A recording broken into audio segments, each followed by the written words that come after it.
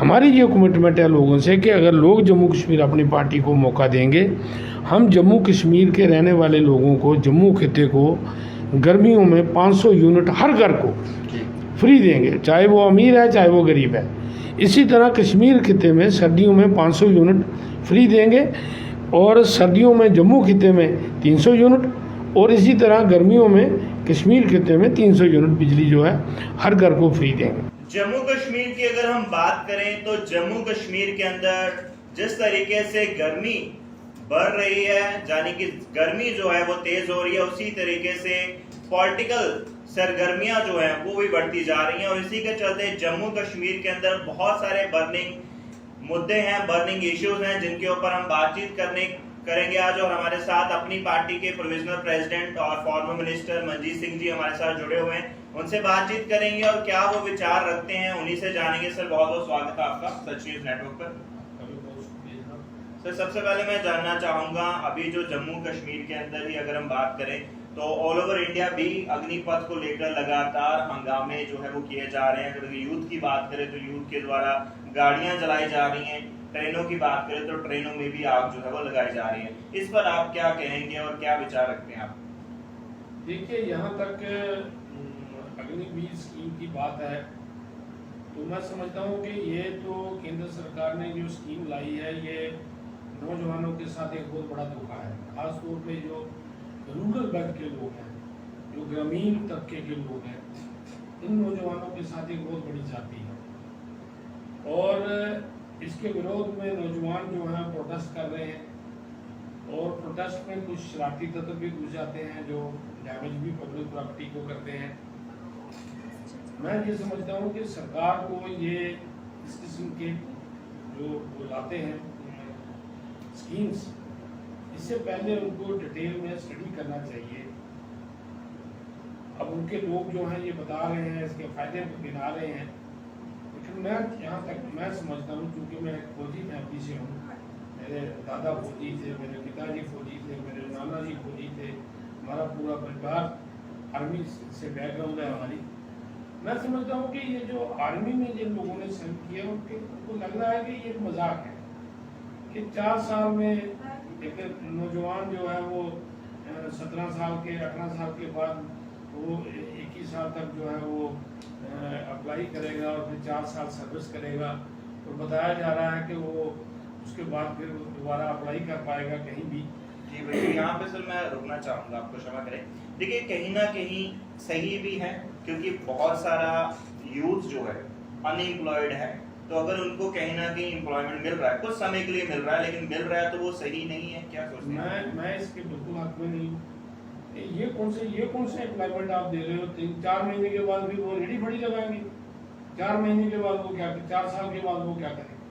और ये जो कह रहे हैं कि उनको 11 लाख मिलेगा, आज 11 लाख में इस महंगाई में क्या आता है? वो शादी करेगा, बिजनेस करेगा, 4 साल के बाद क्या करेगा? पहले भी जो फौजी 15 साल तक आता था तो 15 साल के बाद भी वो अप्लाई कर सकता था। जो 18 साल में भर्ती होता था तो वो 33 साल में रिटायर हो जाता था, लेकिन रिटायरमेंट के बाद उसको कम से कम एक सिक्योरिटी रहती थी कि मुझे टिल माई डेथ मुझे पेंशन मिलेगी, मेरे परिवार को उसके डेथ के बाद उसकी वाइफ को पेंशन मिलेगी। अब इसमें पेंशन आई नहीं, इसमें तो वो 4 साल के बाद अग्निवीर गया, अग्निवीर भी वापस आ गया। पहले जब वो फौज में भर्ती होता था तो उसको ये होता था कि मैं आज सिपाही भर्ती हुआ हूँ, तो सिपाही से फिर वो लाइसेंस बनता था, नाइट बनता था, फिर वो हवलदार बनता था, हवलदार के बाद नेक्स्ट सूबेदार बनता था, सूबेदार बनता था, फिर वो ऑनररी कैप्टन तक जाता था, और एक डिसिप्लिन वो आर्मी का सीखता था। और उसको ये लगता था उसकी कहीं भी ट्रांसफर होती थी, कहीं पोस्टिंग होती थी, वो चाहता था, वो समझता था मैंने काम करना है और मैंने नौजवान को आप सेलेक्ट कर लेते हो एज ए अग्निवीर, और उसको 2 साल के बाद बोलते हो कि आपने हाई एल्टीट्यूड में जाना है, आपने गुरेज एरिया में जाना है, जहाँ आपने सचिन ग्लेशियर में काम करना है, वो कहेगा मैं छोड़ देता हूँ, क्योंकि यहाँ उसको नुकसान कोई नहीं है, यहाँ उसको ये लग रहा है कि ये जॉब सिक्योरिटी नहीं है, ये तो 4 साल ऐसे डेली वेजर के तौर पे काम करना है, उसी की तनख्वाह में से 9,000 काटना है, 9,000 सरकार ने देना है। तो मेरे नज़र में ये जो तरीका है मुझे लगता है ये ठीक नहीं है, ये नौजवानों के साथ जाती है। और फिर ये कहा जा रहा है कि नहीं इसमें से 25% को हम ले लेंगे। पहले वाले में क्या नुकसान था? पहले जो फौजी जिन्होंने देश के लिए सेवा की है, इतनी जंगें लड़ी है, उस सिस्टम में क्या खराबी थी जो इस सिस्टम में अब बहुत अच्छा हो रहा है? तो ये मैं नहीं समझता हूँ। ये नौजवानों को ये कह रहे हैं कि ज्यादा लोग 4 साल के, फिर तो आप 1 साल के लिए करो और ज्यादा करो, ये कोई जस्टिफिकेशन नहीं है। मैं समझता हूँ ये नौजवानों के साथ खिलवाड़ है। ये एक तरीके से देश की सुरक्षा के साथ भी खिलवाड़ है कि 4 साल के लिए उसमें वो जज्बा नहीं होगा जो वो 15 साल मिनिमम उसको करनी पड़ती थी। तो उसको लगता था मैं देश के लिए अपने आप को त्याग कर रहा हूँ, वो डिसिप्लिन सोल्जर बनता था।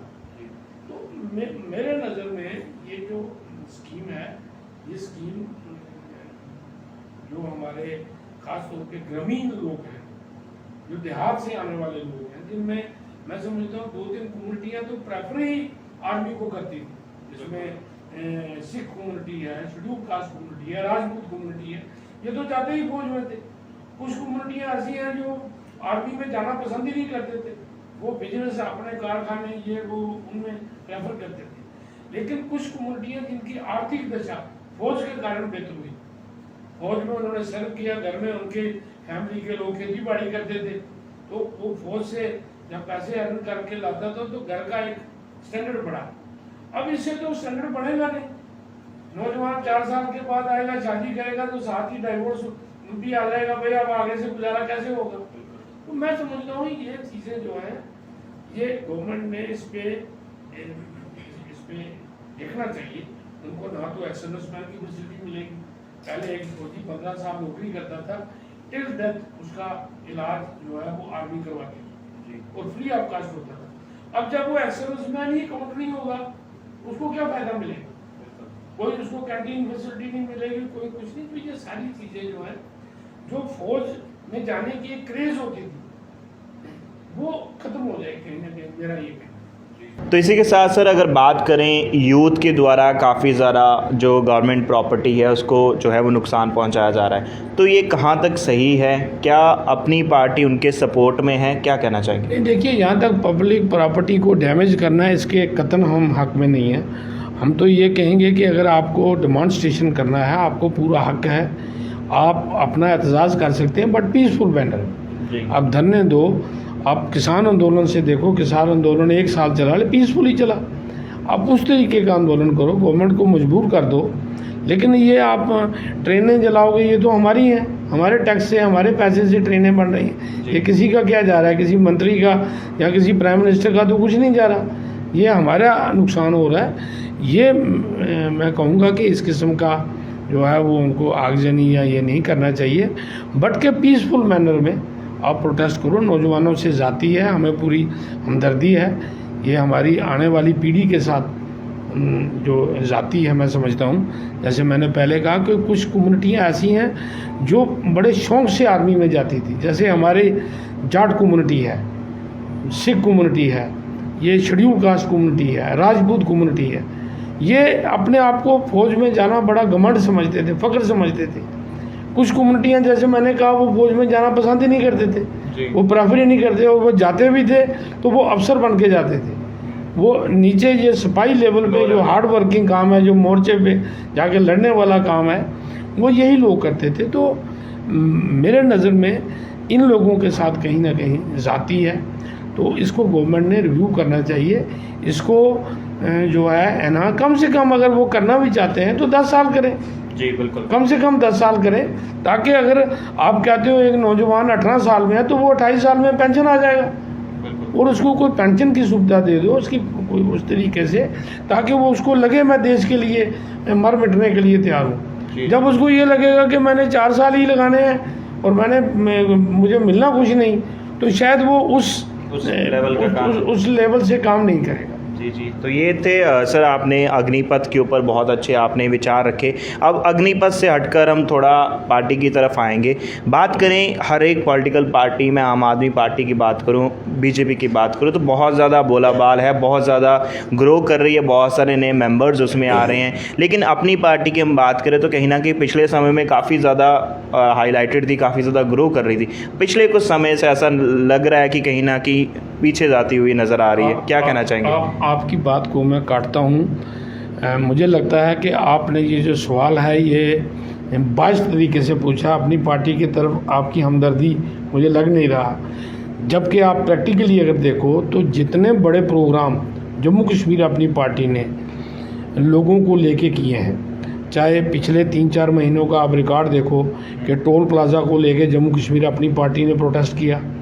नेशनल हाईवे अथॉरिटी जो लोगों को उजाड़ रही है उनके खिलाफ प्रोटेस्ट जम्मू कश्मीर अपनी पार्टी ने किया। युवाओं में ड्रग्स के अगेंस्ट जो नशा बढ़ रहा है, नौजवान नशे की तरफ जा रहे हैं, उसके लिए अवेकनिंग के लिए बाइक रैली हमारे यूथ ने की। महंगाई के खिलाफ, बेरोज़गारों के खिलाफ हम जम्मू कश्मीर अपनी पार्टी ने प्रोटेस्ट, धरने, NHM के लोग, दूसरे जो भी हैं, हर जगह जम्मू कश्मीर अपनी पार्टी ने उनकी बात की। दूसरा, अगर आप प्रोग्राम देखो, कठुआ में हमारा बहुत बड़ा प्रोग्राम हुआ, सांबा डिस्ट्रिक्ट में, विजयपुर में मैंने बहुत बड़ा प्रोग्राम किया, 7-8 हज़ार से ज़्यादा लोग थे। इसी तरीके से मढ़ में हमने बोधराज जी जो हमारे SC विंग के हैं, बहुत बड़ा प्रोग्राम किया। OBC का प्रोग्राम हुआ। अभी रिसेंटली हमने आरसपुरा में, हमारे वहाँ एक बहुत बड़ी जॉइनिंग हुई, 2-3 हज़ार लोग वहाँ इकट्ठे थे। आने वाले दिनों में और भी अब 3 तारीख को हम वुमेंस कॉन्फ्रेंस करने जा रहे हैं। इसी तरीके से 15-16 को हम जम्मू में भी और उधमपुर में प्रोग्राम करने जा रहे हैं। हीरानगर प्रोग्राम करेंगे। तो हमारा वैली में भी हमारे प्रोग्राम जो है, सोपुर में बहुत बड़ा जलसा हुआ। इसी तरीके से पिछले कल ही ईदगाह में, यहाँ कोई पॉलिटिकल पार्टी प्रोग्राम ही नहीं करती, तो वहाँ अल्ताफ़ बुखारी साहब वहाँ गए डाउनटाउन एरिया में। यहाँ सभी पॉलिटिकल लीडर डरते थे, तो अल्ताफ़ साहब ने वहाँ बहुत बड़ी रैली की। और आने वाले कल वहाँ, जहाँ पिछले 30 साल से कोई पॉलिटिकल पार्टी, पटन का एक एरिया है जिसको शायद वो और नाम से बुलाते थे, कोई मिनी पाकिस्तान से भी कहता था, वहाँ जम्मू कश्मीर अपनी पार्टी प्रोग्राम। तो हमारे प्रोग्राम चल रहे हैं, सिर्फ हम वो है कि दिखावा नहीं कर रहे हैं। हमारा प्रैक्टिकली का लोग, अच्छे लोग जुड़ रहे हैं, दूसरी पार्टियों को छोड़ के इधर आ रहे हैं। जो आपने वहाँ कहा कि कुछ पार्टियों का आपने नाम लिया, वो शुरू में था, आज हवा उनकी निकल गई है, आज कोई ज्वाइनिंग नहीं हो रही है, आज तो वो आपस में बटे हुए हैं। लेकिन जम्मू कश्मीर अपनी पार्टी एक मिशन के साथ चल रही है। हम जम्मू कश्मीर के लोगों को, ये जो हालात यहाँ बने हैं, गवर्नर रूल में जो लोगों की मुश्किलातें आ रही हैं LG गवर्नमेंट के दौरान, और हमारे जो मुद्दे हैं, स्टेट वापस हमें मिले, रोज़गार हमारे लोगों को मिले, और ज़मीनों पे हमारे लोगों का हक हो। जो बाहर से आके लूट हो रही है, ये रेत बजरी लूटी जा रही है, शराब के ठेके बाहर से लोग ले जा रहे हैं, तो ये सारी चीज़ों के लिए हम अपने लोगों को अवेयर कर रहे हैं। और मुझे खुशी इस बात की है, जम्मू कश्मीर अपनी पार्टी की एक्सेप्टेबिलिटी जो है वो दोनों खितों में बराबर है, कश्मीर में भी, जम्मू में भी, और जम्मू के भी जो हमारे सब रीजन हैं वहाँ पे पार्टी के प्रोग्राम जो हैं अच्छे चल रहे हैं, अच्छे लोग जुड़ रहे हैं। और आप देखोगे कि आने वाला समय जो है वो जम्मू कश्मीर अपनी पार्टी का, क्योंकि हम सच की राजनीति कर रहे हैं, हम वो बात कर रहे हैं जो प्रैक्टिकली है। हम दूसरी पार्टियों की तरह नहीं कि जम्मू में कोई बात, कश्मीर में कोई बात, दिल्ली में कोई बात। कुछ पार्टियां सिर्फ जम्मू की बात करती हैं, कुछ सिर्फ कश्मीर की, लेकिन जम्मू कश्मीर अपनी पार्टी जो है ये दोनों खितों को साथ लेके चल रही है। दोनों खितों की जो एस्पिरेशंस हैं, जो लोगों की उम्मीदें हैं, उसको लेके पार्टी आगे बढ़ रही है। जी, बहुत अच्छा बताया सर आपने कि जम्मू कश्मीर अपनी पार्टी जम्मू कश्मीर के लोगों के लिए सोच रही है, काम कर रही है। लेकिन इसी के अगर दूसरी तरफ मैं बात करूं, जम्मू कश्मीर के अंदर एक इलेक्शन जो है वो नहीं हो रहे और काफ़ी समय से सरकार भी नहीं है, तो इसको लेकर अपनी पार्टी की तरफ से कोई इनिशिएटिव या कोई एक्शन लिया गया हो? नहीं, इसके लिए हमारे नेता, हम खुद हर जगह कह रहे हैं कि जल्द से जल्द चुनाव करो। जब पूरे देश भर में आप कहते हो दुनिया की सबसे बड़ी डेमोक्रेसी भारत है, तो आज एक खित्ते को आपने क्यों इग्नोर किया? यहाँ क्यों नहीं चुनाव करा रहे? पहले तो कहते थे डिलिमिटेशन नहीं है, पर अब तो डिलिमिटेशन भी हो गई। लोगों ने तो ये डिलिमिटेशन ठीक नहीं हुई, फिर भी उन्होंने कहा कोई बात नहीं भाई आप चुनाव कराओ, कोई जीत के आए, कम से कम लोगों के नुमाइंदे आए जी। लेकिन ये चुनाव करा नहीं रहे। भारतीय जनता पार्टी नहीं चाहती है, क्योंकि वो यहाँ प्रॉक्सी रूल कर, उन्हीं का राज यहाँ चल रहा है। आज तो जम्मू कश्मीर में भारतीय जनता पार्टी का राज है, तो उन्हीं के राज में आज नौजवान सड़कों पे हैं, उन्हीं के राज में आज यहाँ महंगाई जो है वो चरम सीमा पे है। तो हम तो चाहते हैं जल्द से जल्द चुनाव हो। जम्मू कश्मीर अपनी पार्टी चुनाव के लिए तैयार है, क्योंकि कोई जो पार्टी डेमोक्रेसी में चुनाव के लिए तैयार ना हो, मैं समझता हूँ वो पार्टी कहलाने के हकदार नहीं है।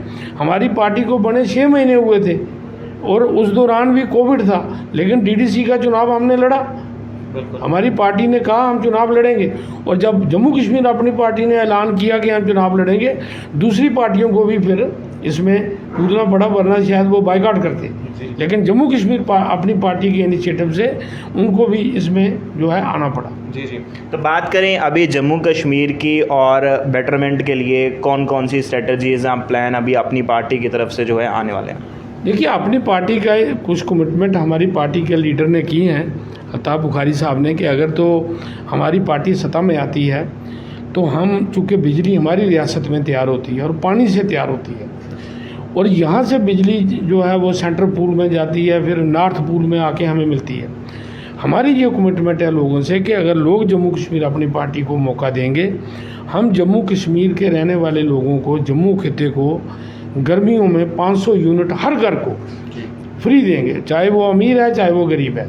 इसी तरह कश्मीर खिते में सर्दियों में 500 यूनिट फ्री देंगे, और सर्दियों में जम्मू खिते में 300 यूनिट, और इसी तरह गर्मियों में कश्मीर खिते में 300 यूनिट बिजली जो है हर घर को फ्री देंगे। इसके अलावा जो गवर्नमेंट ऑफ इंडिया ने ये स्कीम दी थी, उज्ज्वला स्कीम में गरीब लोगों को फ्री सिलेंडर दिए, सिलेंडर तो दिए, लेकिन वो गरीब आज उसको रिफिल नहीं कर सकता, वो 1100 रुपये का सिलेंडर घर में पड़ा हुआ है ऐसे ही।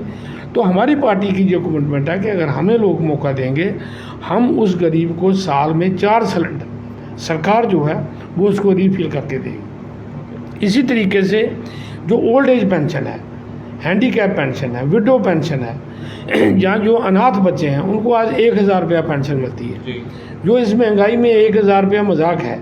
हमारी पार्टी का ये कहना है कि अगर हमें लोग मौका देंगे, हम इसको 1000 से 5000 करेंगे। हर हमारे उस बुज़ुर्ग को, ओल्ड एज को, या विडो को, या हैंडीकैप को 5000 रुपया महीना कम से कम मिलेगी, ताकि वो किसी के आगे हाथ ना फैलाए, उसको दवाई के लिए किसी के मिन्नतें ना करनी पड़े, उसको खाने के लिए किसी की मिन्नतें ना करनी पड़े। तो ये 5000 रुपया जो है 1000 से बढ़ा के जम्मू कश्मीर अपनी पार्टी करेगी। इसी तरीके से ये माइनिंग में जो लूट हो रही है, बाहर से लोग आ रहे हैं, हमारा प्रयास रहेगा कि ये माइनिंग का काम लोकल पंचायतों को दिया जाए। जिन एरिया से ये दरिया खेडें जा रही हैं, उन लोगों को ये जो है हक दिया जाए, ताकि उसका जो इनकम है वो इस एरिया में, उन पंचायतों में जो है वो लगाएं। ये तो लूट हो रही है माइनिंग की, हमारी सबसे बड़ा इस वक्त अगर जम्मू कश्मीर में लूट है वो माइनिंग की हो रही है, और बाहर से लोग आगे कर रहे हैं और लोगों को ये एडमिनिस्ट्रेशन के थ्रू दबाते हैं। आज तो जब हमारे अब गर्मियों का सीज़न चल रहा है, वाटर लेवल नीचे चला गया है। किसान जो टेल एंड में, जहाँ नहरों का पानी नहीं पहुँचता, वो सिंचाई करता था बिजली के थ्रू, वो ज़मीन से पानी पंपिंग करता था, लेकिन अब पानी इतना नीचे चला गया है ये इलीगल माइनिंग की वजह से। और इलीगल माइनिंग सरकार करवा रही है, सरकार की देखरेख में उनके नाक के नीचे हो रही है, क्योंकि उनको मोटा पैसा मिल रहा है। जब इनको अलाट होता है, ब्लॉक अलाट होता है, उसमें बताया जाता है आप इतना एरिया तक ही माइनिंग कर सकते हैं, लेकिन वहाँ पूछने वाला कोई नहीं। जो ट्राली हमको 500 रुपया में मिलती थी, आज वो ट्राली 3000 में मिल रही है रेत की। जो बजरी की ट्राली हमको 2000 में मिलती थी, आज वो 8000 में मिल रही है। तो ये सारी चीज़ें जम्मू कश्मीर अपनी पार्टी चेक करेगी। ये जो यहाँ लूट खसोट है, उस लूट खसोट को जम्मू कश्मीर अपनी पार्टी रोकेगी। जी जी। तो अंत में सर मैं चाहूँगा जम्मू कश्मीर के आवाम को आप क्या मैसेज देना चाहेंगे? नहीं, मैं तो ये कहूँगा जम्मू कश्मीर के लोगों को कि आप जम्मू कश्मीर अपनी पार्टी को मौका दें। अल्ताफ़ बुखारी साहब एक साफ छवि के नेता हैं। जब आपने बाकी पार्टियों को यहाँ चुना है, बड़े 70-74 साल से आपने कांग्रेस को भी देखा, एनसी को भी देखा, बीजेपी को भी देखा, बाकी पार्टियों पीडीपी को भी देखा। एक बार आप जम्मू कश्मीर अपनी पार्टी को मौका दें। मैं नौजवानों को, माताओं को, बहनों को आपके माध्यम से ये कहूँगा कि जम्मू कश्मीर अपनी पार्टी को एक मौका दें। ये पार्टी सच की राजनीति कर रही है और सच की एडमिनिस्ट्रेशन करके दिखाएगी। जम्मू कश्मीर के लोगों को, ये जो दलदल में लोग फंसे हुए हैं इस वक्त, बुरी हालत में फंसे हैं, इससे बाहर निकालें। जी, बहुत बहुत शुक्रिया सर आपके कीमती समय के लिए। तो ये थे हमारे साथ फॉर्मर मिनिस्टर और प्रोविजनल प्रेसिडेंट अपनी पार्टी से मनजीत सिंह जी, जिनसे हमने आज बातचीत करी और जम्मू कश्मीर के बहुत सारे बर्निंग इश्यूज़ हैं जिनके ऊपर उन्होंने अपने विचार रखे। और जो विचार इन्होंने रखे, आपका उसके ऊपर क्या कहना है, आप अपनी राय को जो है कमेंट सेक्शन में ज़रूर लिखें। फिलहाल के लिए इतना ही। जुड़ रहे हैं आप सच न्यूज़ नेटवर्क के साथ। नमस्कार।